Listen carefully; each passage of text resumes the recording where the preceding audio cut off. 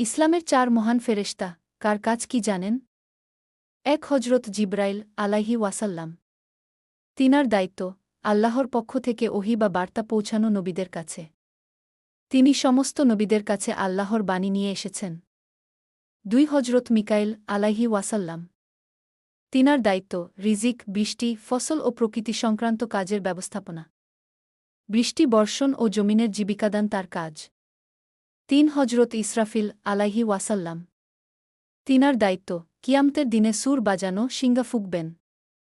তার সুরেই পৃথিবী ধ্বংস ও পুনর্জীবনের সূচনা হবে। ৪ হজরত আজরাইল আলাইহি ওয়াসাল্লাম। ইনার দায়িত্ব মানুষের জান কবজ করা, মৃত্যুর ফেরেশতা। আল্লাহর আদেশে জীবের আত্মা তুলে নেন।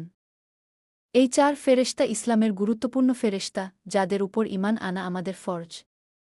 শেষ কথা, ইসলামিক জ্ঞান ছড়িয়ে দিতে ভিডিওটি শেয়ার করুন, যাতে অন্যরাও উপকৃত হয়।